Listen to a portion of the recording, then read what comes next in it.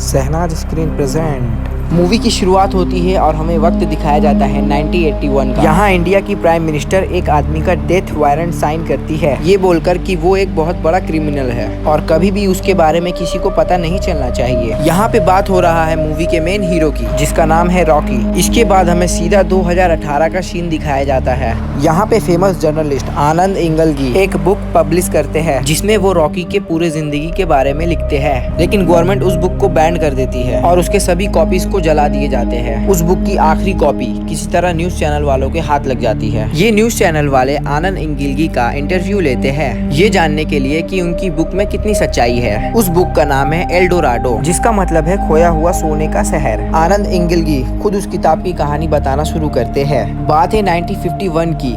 कर्नाटक की कोलार डिस्ट्रिक्ट में कुएं के खुदाई के दौरान किसानों को कुछ अजीब से पत्थर मिलते हैं। फिर इस जगह का इन्वेस्टिगेशन करने के लिए कुछ गवर्नमेंट ऑफिसर आते हैं। इनके साथ सूर्यवर्धन भी था, जो कि यहीं का रहने वाला एक पावरफुल आदमी था। जब ये बात पक्की हो गई कि वो पत्थर सोने का है, तो सूर्यवर्धन ने सभी गवर्नमेंट ऑफिसर को मार डाला ताकि ये खबर बाहर ना जाए। और जिस दिन ये घटना हुई, पास के गाँव में एक बच्चे का जन्म होता है, जो की मूवी का मेन हीरो बनने वाला है, जिसके बारे में हम आगे बात करेंगे। कोलार में गोल्ड निकलने के वजह से, जिसके बाद वो जगह कहलाई कोलार गोल्ड फील्ड यानी KGF। और ये एक असली जगह है कर्नाटका में, जहाँ पहले गोल्ड माइनिंग होती थी, पर वो अब किसी कारण से बंद हो चुकी है। KGF तो असली जगह है, पर मूवी की कहानी असली नहीं है। ये सिर्फ एक मस्त कहानी है। सूर्यवर्धन ने इस जगह को 99 साल के लिए लीज पर ले लिया और उसने वहाँ नराची नाम की एक कंपनी बनाई और सबको ऐसा दिखाया कि ये एक लाइमस्टोन माइन है, यानी चूने के पत्थर की खदान। सूर्यवर्धन नराची में लोगों को जबरदस्ती लाकर माइनिंग करवाता था। इस कंपनी को अच्छे से मैनेज करने के लिए 5 पार्टनर बनाए: कमल, एंड्रोइज, राजेंद्र देसाई,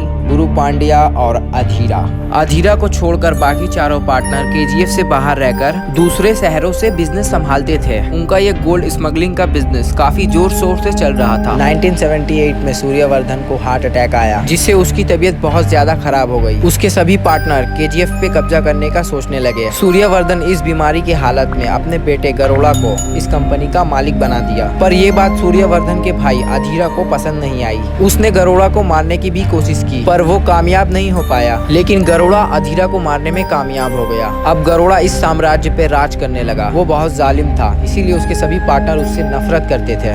ये सब तो हुई बाकी कैरेक्टर की बात। अब बात करते हैं मूवी के मेन कैरेक्टर यानी रॉकी के बारे में। रॉकी का असली नाम था राजा कृष्ण अप्पा बेरिया। उसकी माँ एक विधवा और बहुत गरीब औरत थी। जब राजा 10 साल का था तो उसकी माँ बीमारी से मर गई, लेकिन मरने से पहले उसकी माँ उससे एक वादा ली कि उसको बड़ा होकर बहुत ताकतवर और दुनिया का सबसे अमीर इंसान बनना पड़ेगा, क्योंकि वो खुद भी अच्छी तरीका से जी सके और दूसरों को भी मदद करे। इस वादे को पूरा करने के लिए राजा मुंबई चला गया और उसने एक अपना नया नाम रखा, रॉकी। वहाँ रॉकी अपनी हिम्मत से डॉन सेट्टी का दिल जीत लिया और उसके लिए काम करने लगा। धीरे धीरे रॉकी बहुत ताकतवर बन गया। वो अच्छों के लिए बहुत अच्छा और बुरों के लिए बहुत बुरा बन गया। वो सेट्टी का खास आदमी बन गया और मुंबई में पूरे गोल्ड स्मगलिंग का काम संभाल लिया। रॉकी दूर दूर तक बहुत फेमस हो गया। 1978 में सेट्टी का बॉस एंड्रोइज, जो कि KGF के पार्टनर में से एक है, वो रॉकी को एक काम देता है। काम करने के बदले में वो रॉकी को पूरे मुंबई ऑफर करता है। इस काम के लिए रॉकी को बैंगलोर जाना पड़ता है। बैंगलोर में राजेंद्र देसाई, जो कि KGF का एक और पार्टनर है, रॉकी को बोलता है कि उसे गरोड़ा को मारना होगा। सभी पार्टनर एक प्लान बनाकर गरोड़ा को बैंगलोर बुलाते हैं, लेकिन गरोड़ा इस बारे में पहले से ही जानता था, इसीलिए गरोड़ा पूरी तैयारी के साथ आया था। अगर गरोड़ा चाहता तो अपने दुश्मनों को आसानी से मार सकता था, लेकिन गरोड़ा ने एक कसम खाई थी कि अपने पिता के जिंदा होते हुए वो किसी को नहीं मारेगा, इसीलिए वो बिना किसी को नुकसान पहुँचाए वापस चला गया। उसके जाने के बाद सभी पार्टनर की हवा निकल गई, क्योंकि उन्होंने सांप के बिल में हाथ दे दिया था। लेकिन रॉकी ये फैसला करता है कि वो गरोड़ा के घर में घुस के उसे मारेगा।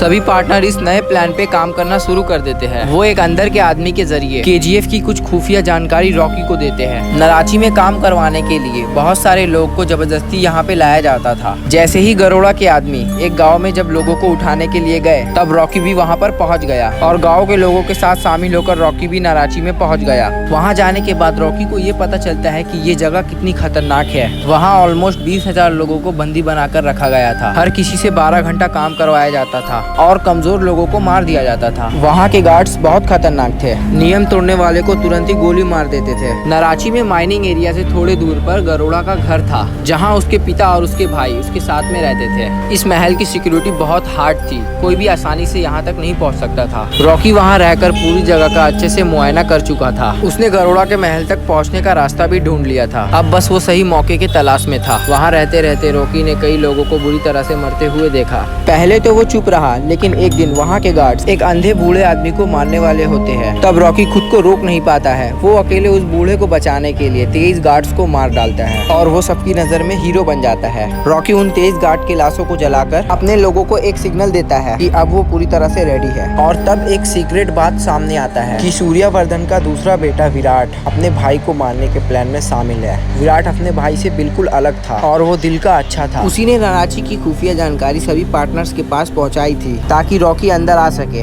और अब रॉकी का सिग्नल मिलते ही विराट भी तैयार हो जाता है, लेकिन सारे गार्ड्स अचानक से गायब हो जाते हैं और आग जल जाता है। इसलिए गरोड़ा के लोग भी सतर्क हो जाते हैं। वो चेकिंग के लिए उस जगह पे जाने लगते हैं। तभी विराट उनका ध्यान भटकाने के लिए अपने पिता को मार देता है। सूर्यवर्धन के मरने की खबर सुनकर सब लोग वापस आ जाते हैं और रॉकी बच जाता है। गरोड़ा अपने पिता का अंतिम संस्कार करने के बाद कि वो तय करता है कि काली पूजा करने के बाद वो सबकी खबर लेगा। वो हर साल पूजा करने के लिए 3 बकरों का बलि चढ़ाया करता था, लेकिन इस बार वो बकरों की नहीं बल्कि 3 इंसान की बलि देने वाला है, जिन्हें एक खास कमरे में बंद कर रखा गया था। गरोड़ा पूजा करने के लिए निकलता है। तब रॉकी सबसे छुपकर उस कमरे में पहुंचता है जहां पे उन 3 लोगों को रखा गया था। रॉकी उनमें से एक को मार के उनकी जगह ले लेता है। फिर इन 3 लोगों को पूजा में लाया जाता है। इस पूजा में नाराची के सभी गार्ड्स और 20,000 काम करने वाले लोग भी थे। गरोड़ा पूजा शुरू करता है और 2 लोगों को बलि चढ़ा देता है, लेकिन जब तीसरी की बारी आती है तब रॉकी सबके पकड़ से छूटकर गरोड़ा के ही तलवार से उसका गला काट देता है। रॉकी ने हजारों आदमी के सामने गरोड़ा को मार डाला। ये खबर आग की तरह फैल गई। केजीएफ के चारों पार्टनर ये सोच रहे थे कि अब उनका वहाँ पे राज होगा, लेकिन रॉकी भाई के दिल में कुछ और ही बात था। वो यहाँ मुंबई जीतने के लिए नहीं आया था, उसे तो पूरी केजीएफ चाहिए। वो चाहता तो गरोड़ा को बेंगलोर में ही मार देता, लेकिन उसने ऐसा नहीं किया। रॉकी उसे केजीएफ में सबके सामने मारना चाहता था ताकि वो वहाँ पे राज कर सके। गरोड़ा के मरते ही उसके गार्ड रॉकी को मारने के लिए तैयार हो गए, लेकिन अब 20,000 लोग रॉकी के साथ खड़े थे, जो कि उसके एक इशारे पे कुछ भी करने को तैयार थे। रॉकी के अलावा और भी लोग थे जिनकी नजर केजीएफ पर टिकी हुई थी। एक तो दुबई का इनायत खलील और दूसरा सूर्यवर्धन का भाई अधीरा, जो कि अब तक मरा नहीं था। वो सिर्फ मरने का नाटक कर रहा था। ये सब घटनाएं हुई थी 1978 में, पर ये सिर्फ आधी कहानी है। बाकी की कहानी चैप्टर 2 में दिखाई जाएगी, जिसमें रॉकी का कई लोगों से सामना होगा, जो कि केजीएफ में कब्जा करने की कोशिश करेंगे। सेकंड पार्ट में ही हमें पता चलेगा कि क्यों प्राइम मिनिस्टर ने 1981 में रॉकी का मारने का ऑर्डर दिया। चैप्टर 2 में अधीरा का रोल करने वाले हैं बॉलीवुड के superstar Sanjay Dutt. Prime minister का रोल करेंगी रमिका सेन यानी रवीना टंडन। इस मूवी का सेकंड पार्ट का लिंक मैंने डिस्क्रिप्शन में दिया हुआ है, आप जाके वहां से सेकंड पार्ट भी देखिए। इस मूवी का बजट था 80 करोड़ और इस मूवी का टोटल कलेक्शन 250 करोड़ है। उम्मीद करते हैं कि ये मूवी आपको बहुत अच्छी लगी होगी।